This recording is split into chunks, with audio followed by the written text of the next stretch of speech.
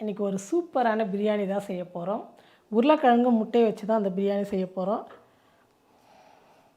4 முட்டை வந்து வேக வச்சுக்கிட்டேன். 2 உருளைக்கிழங்கு வேக வச்சு தோல் எடுத்து இந்த மாதிரி பெரிய பெரிய பீஸாக கட் பண்ணிக்கிட்டேன். நம்ம முட்டையோடு சேர்த்து உருளைக்கிழங்கு போட்டு பண்ணும்போது ரொம்ப நல்லாயிருக்கும் சாப்பிட்றதுக்கு. ரெண்டும் சேர்த்து உருளைக்கிழங்கு முட்டை. நான் வந்து பாஸ்மதி அரிசி வந்து 2 ஆழாக்கு எடுத்துக்கிட்டேன். இது வந்து 200 கிராம். அதனால் 400 கிராம் வந்து பாஸ்மதி அரிசி எடுத்து நான் இப்போ தான் ஊற வச்சுக்கிட்டேன். 2 டம்ளர் 2 ஆழாக்கு. இப்போ வந்து நம்ம வந்து ஃபஸ்ட்டு இதெல்லாம் வந்து வதக்கணும். அதுக்காக தான் நான் இப்போ அரிசி ஊற வச்சேன். ஏன்னா ஒரு 20 நிமிஷம் ஊறினா போதும். பாஸ்மதி அரிசியில் ரொம்ப ஊறினா உடஞ்சி போயிடும். இப்போ வந்து குக்கரும் நல்லா சூடு ஏறிடுச்சு. பிரியாணிக்கு வந்து நெய்யும் எண்ணெயும் சேர்த்து வச்சு ஊற்றிக்கலாம். 400 கிராம்ன்னும் போது ஒரு 50 கிராம் எண்ணெயாவது சேர்க்கணும். 50 ml 50 மில்லி அம்மா மில்லிக்கும் கிராமுக்கு குழம்பிடுவாங்க. அப்போ தான் வந்து பிரியாணிலாம் நல்லாயிருக்கும். எண்ணெய் கொஞ்சம் கம்மியானா கூட டேஸ்ட்டு நல்லா இருக்காது. அடுத்தது நெய்ங்களா? இப்போ நெய் வந்து 2 டீஸ்பூன் சேர்த்துக்கிறேன். ரொம்ப சேர்க்கலாம். 2 டீஸ்பூன் நெய் மணத்துக்காக, வாசனைக்காக எல்லாம் 2 பிரியாணி இலை, 2 ஏலக்காய், 1 அன்னாச்சிப்பூ, 1 துண்டு பட்டை, ஒரு 1/4 டீஸ்பூன் கொஞ்சம் அதிகம் சோம்பு, ஒரு 3 லவங்கம் சேர்த்துக்கிறேன்.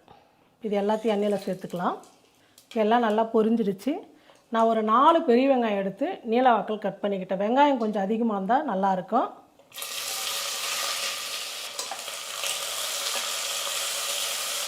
வெங்காயம் வந்து நல்லா வதங்கட்டும்.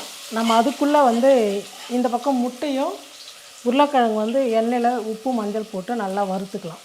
அது ஒரு பக்கமா? ஆமாம். இதிலே போட்டிருக்கலாம். அது கொஞ்சம் அடி மாதிரி பிடிச்சிக்கும். அதனால் நான் தனியாக பண்ணிக்கிறது.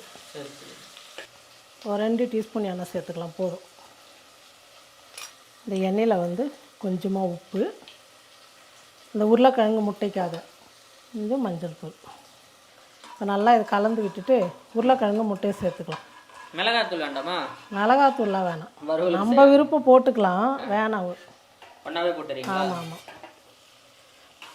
ஒரு 2 நிமிஷத்துக்கு இந்த எண்ணெயில் நல்லா வறுத்துட்டா இந்த சாதத்துக்கு வந்து நல்லா டேஸ்ட்டாக இருக்கும். நல்லா சிக்கன் தான் வாங்கின்னு வந்து பிரியாணி செய்யலாம் அப்படின்னு நினச்சேன். வேறு அப்பா இப்போ தான் தூங்கி வந்துக்கிறார். அவர் தூங்கிட்டு இருந்தாரா, நீயும் கொஞ்சம் வேலையாக இருந்த. சரி, அதனால் வந்து கூப்பிடல. இருக்கிறத வச்சு இன்றைக்கி செஞ்சுடுவோம். இஞ்சி பூண்டு பேஸ்ட் வந்து 2 டீஸ்பூன் சேர்த்துக்கிறேன். உங்கள் பையன் பார்க்குறான், அண்ணாம்மா 400 கிராம் அரிசிக்கு 2 டீஸ்பூன் ஆகுது. அப்படியெல்லாம் பார்க்கலாம். சீக்கிரமாக ரெடி ஆச்சுன்னா சாப்பிட்லாம்ல.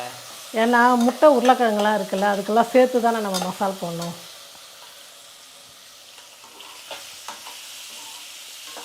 உருளைக்கிழங்கு முட்டையை வந்து நல்லா வதங்கிடுச்சு. இப்போ ஸ்டவ் ஆஃப் பண்ணிடலாம். இந்த பக்கம் இது அப்படியே கடாயிலே இருக்கட்டும். பாருங்கள், வெங்காயம் இஞ்சி பூண்டு பேஸ்ட்டெல்லாம் நல்லா வதங்கிடுச்சு. இப்போ வந்து நம்ம தயிர் சேர்த்துக்கலாம். இது வந்து ஒரு 2 டீஸ்பூன் வரும். ஃபுல்லாக எடுத்தால் 2 டீஸ்பூன் தயிர். மிளகாத்தூள் வந்து 1.5 டீஸ்பூன் சேர்த்துக்கிறேன். கரம் மசாலா 1/4 டீஸ்பூன்.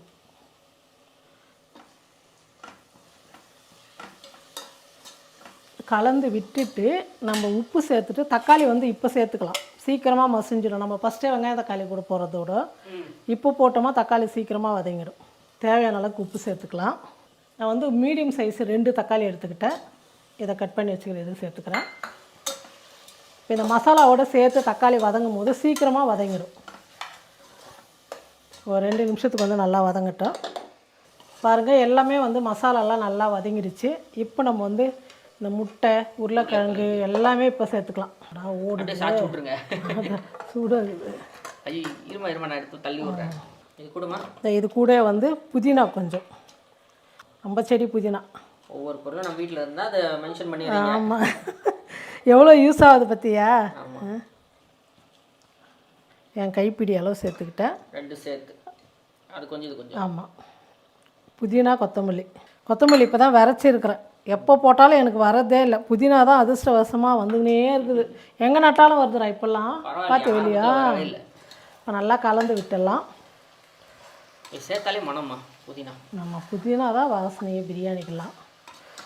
ஆனால் ஃபஸ்ட்டே வந்து எண்ணெயில் போடக்கூடாது. அந்த வாசனைலாம் போயிடும். நல்லா கலந்து விட்டாச்சு. வந்து நம்ம தண்ணி சேர்த்துக்கலாம். பாஸ்மதி அரிசிக்கு வந்து 1க்கு வந்து 1.5 வைக்கணும்.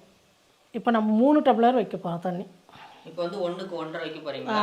அதனால 2 கிளாஸ் அரிசினா 3 கிளாஸ் 3 கிளாஸ் தண்ணி. 1 இதில் கரெக்டாக 2 வருதுமா சொம்பு கொடு. தானே? ஆமாம், அதனால தான் நான் வந்து இதில் அளந்து ஊற்ற மாட்டேன், சொம்புலி அளந்துக்குவேன். நார்மலாக செய்கிறேன். 2 3 போதும். அரிசியை நல்லா ஊறிடுச்சுல, அதிகமாக வைக்கக்கூடாது. கொதிச்சு இப்போ நல்லா கொதிச்சதுக்கப்புறம் நம்ம உப்பு மட்டும் கொஞ்சம் செக் பண்ணிவிட்டு அரிசி சேர்த்துக்கலாம்.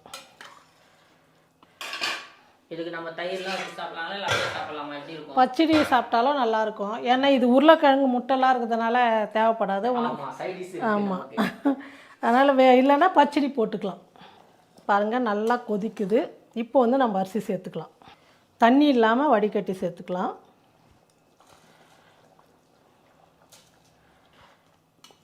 அவ்வளோதான். கலந்து விட்டுட்டு குக்கர் மூடி போட்டு மூடிடலாம். ஃபுல்லாக 2 விசில் வந்தால் போதும். ஸ்டவ் வந்து ஃபுல்லாக வச்சுட்டு 2 விசில். சுட சுட பிரியாணி சாப்பிட வேண்டாம். என் பையன் தான் காத்துனுங்கிறான் பசிக்குதுன்னு. விசில் வந்து குறைஞ்சிடுச்சு. பார்த்தா தெரியும்.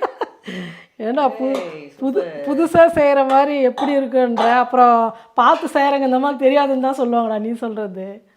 பிரியாணி வந்து ரெடி ஆகிடுச்சு. இப்போ நம்ம எடுத்து கலந்து விடுவோம். பாஸ்மதின்றதுனால கொஞ்சம் நம்ம வந்து பொறுமையாக தான் கலந்து விடணும். ஆனால் எப்போவுமே நான் சொல்லுவேன் உங்களுக்கு, பிரியாணி இந்த மாதிரி உடனே எடுக்கும்போது கொஞ்சம் வந்து இந்த மாதிரி ஈரமாக தான் இருக்கும். அப்படியே ஒரு 10 நிமிஷம் வந்து நம்ம தட்டு போட்டு மூடிட்டு அதுக்கப்புறம் சாப்பிடும் போது இன்னும் உதிராக இருக்கும். இருந்தாலும் நம்ம வீடியோவை முடிச்சுக்கணும்ல, அதனால். இல்லை இருந்தாலும் பசிக்குது. பசிக்குதா? அதனால் சீக்கிரம் முடிச்சு விட்ருங்க. இப்போ இதுக்கு தயிர் பச்சடியோடு நம்ம வந்து சாப்பிடும் போது ரொம்ப சூப்பராக இருக்கும்.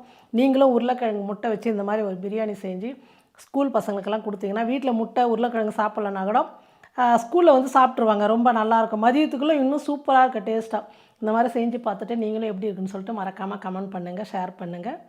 நன்றி. மறக்காமல் செஞ்சு பாருங்கள்.